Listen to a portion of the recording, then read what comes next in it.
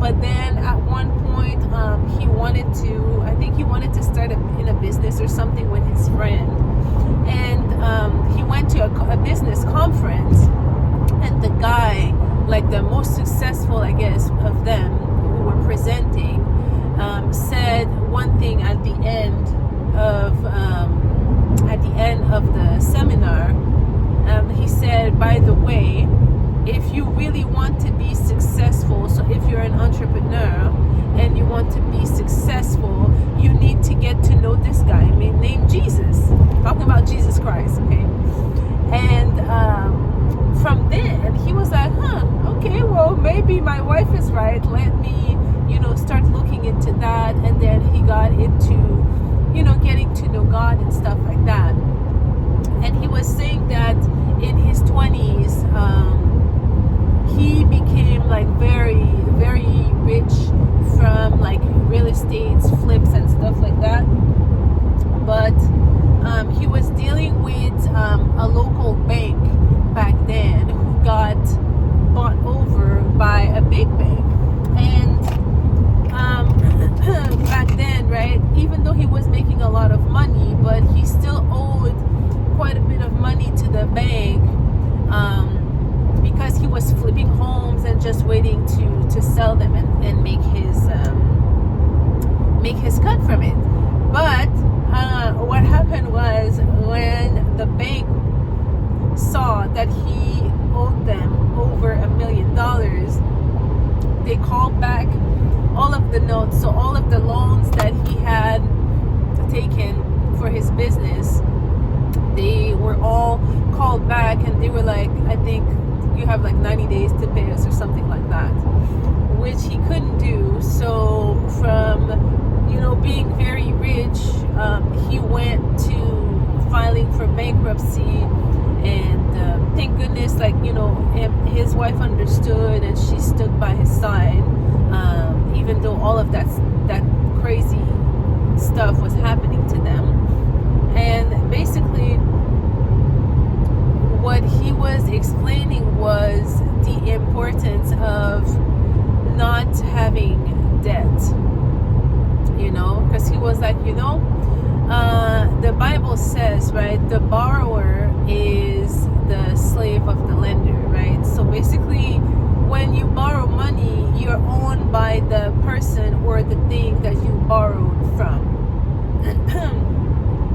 And that's what this experience of him having to lose it all, that's what he learned from it. And this all got me thinking, right, about how, how they always say, real estate is good, real estate is good. Yes, real estate is good when you know how to do it correctly, right? Using other people's money, and then not you yourself going to get loans under your name to do like a project here and there. Because look what happened to him, right? He was making good money, but then because until you pay that last dollar on that property is not yours. That property is the bank's, right? And that's one part that I guess we don't understand, and I include myself because I didn't. So I knew that debt was a bad thing, but I didn't know that it was abnormal according to the scripture. And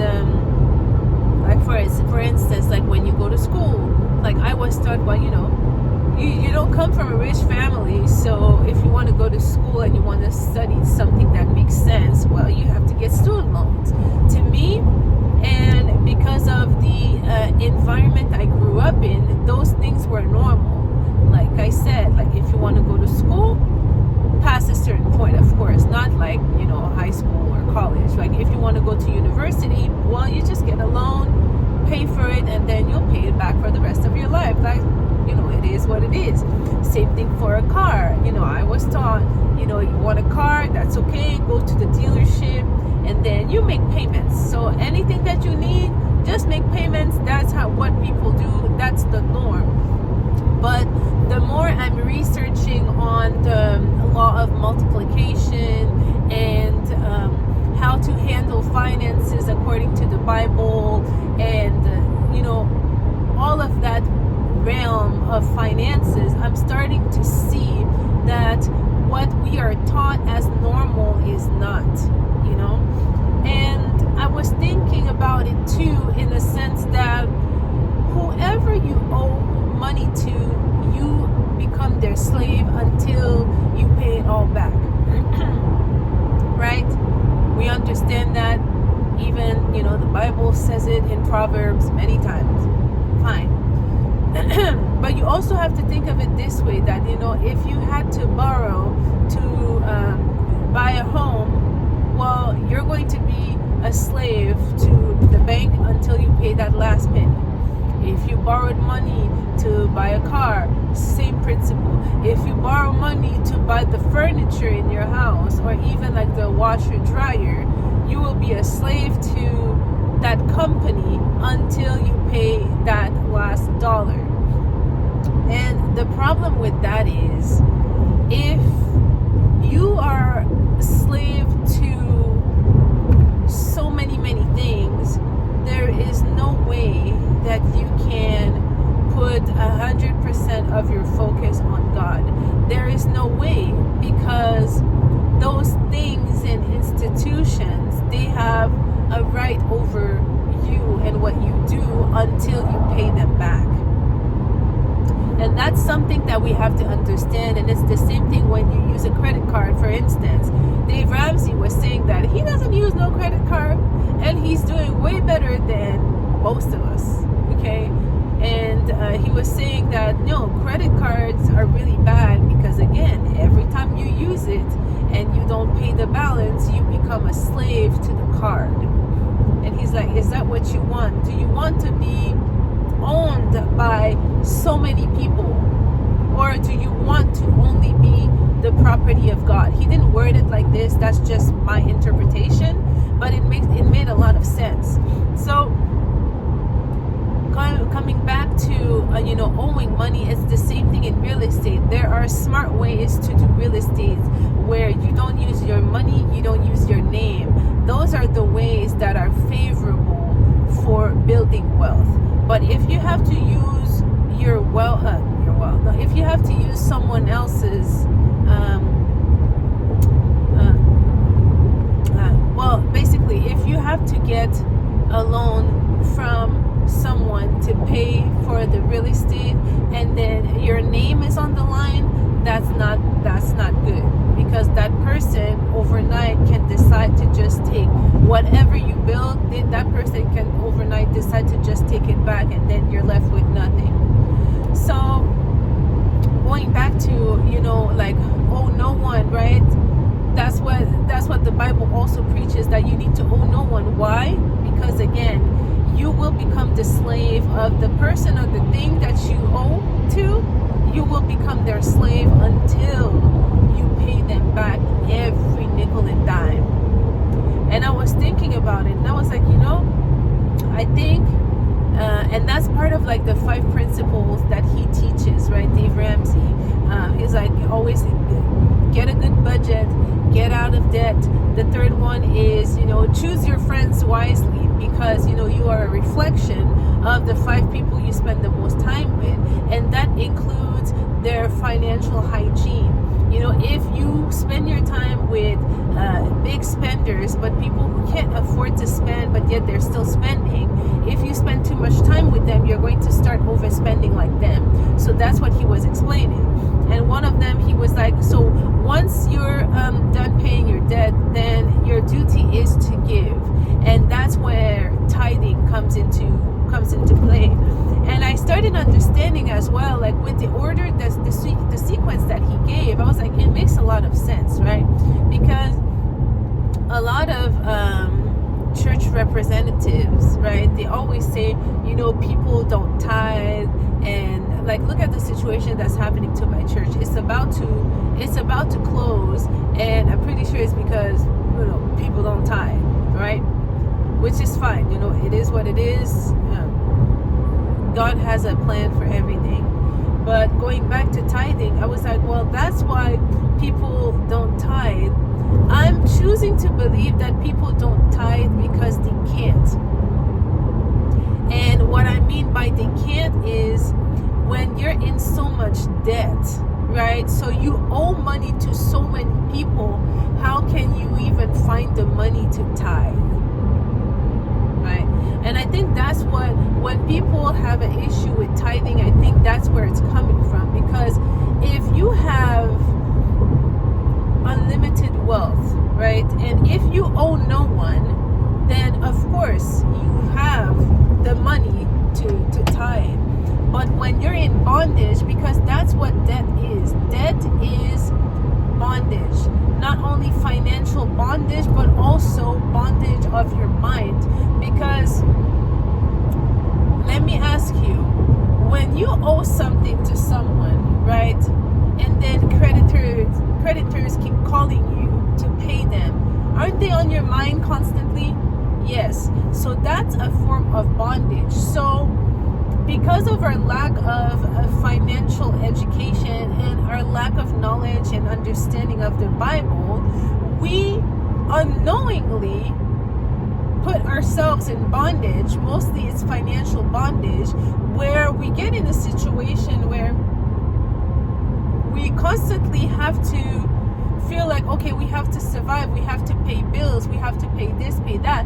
But other than like basic necessities, which means like food, housing, clothing, like the basic stuff, all the other bills, right, are not necessary. All the other bills, I call them like bondage bills. You know, they're bills that, you know, you got into because you didn't know. Like, for example, I gave them at the beginning, right? You know, like buying a house. Buying a house can become someone's bondage if you can't sleep at night anymore because you don't know how you're going to pay your mortgage. That's a type of bondage. But at the same time, right, that's what we're taught. You know, we're taught, well, you know, you start making good income, then the next step for you is to buy a house.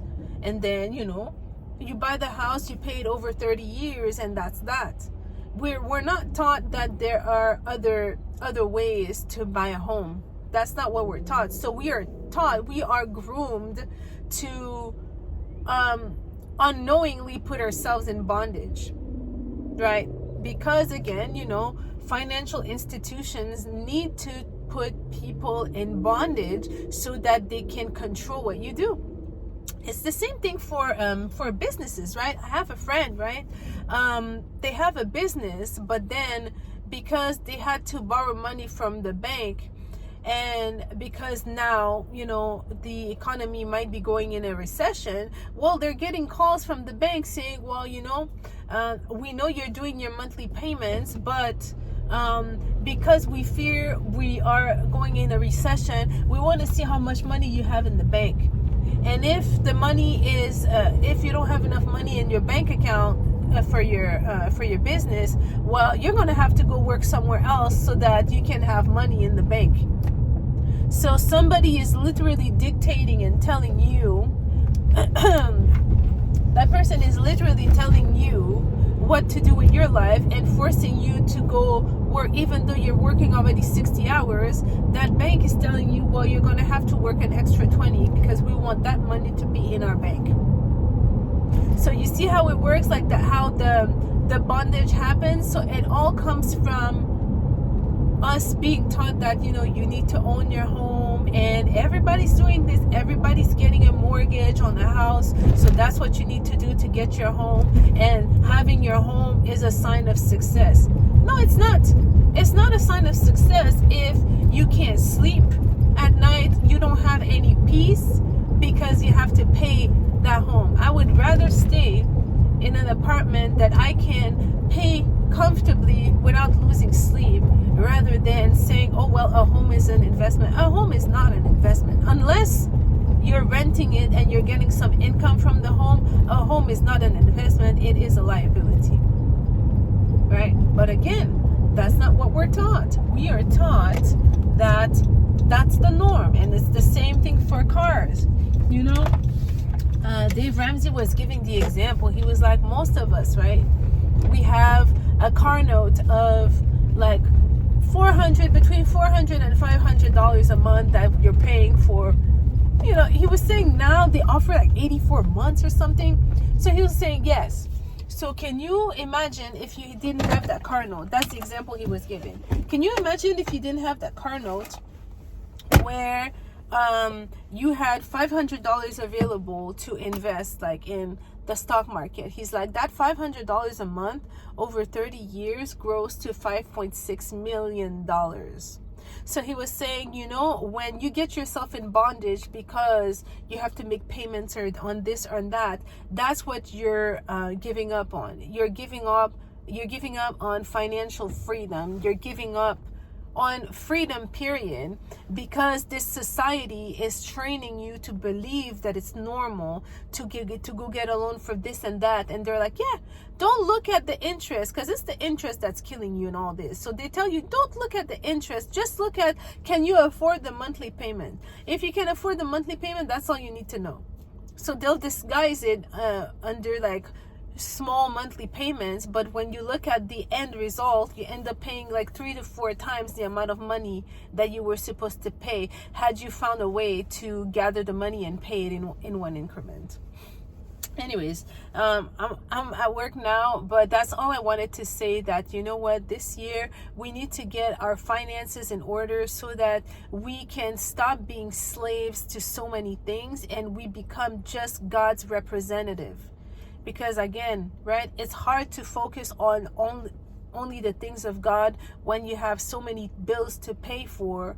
But again, right, it's lack of knowledge and lack of education, because that's not what society has been training us to do. Like, society is not training us to, make a budget and invest your money wisely so that you can then have the money to buy the things you need. Society doesn't teach us that. Society teaches us how to be a good borrower. That's why they invented the credit score, right? So they're basically telling you, get into debt and show us how good you are with paying your bills so that we can give you bigger loans that you'll spend the rest of your life to pay us. That's what credit score are based on, which is so wrong. But it's okay, one day at a time, we're going to get that thing straight, and we won't need to borrow from nobody. We won't need to be using banks anymore, because we're building our own banks with those whole life insurance stuff, even though it might take time, but we're going to get there. All right, guys, have a blessed day. Peace.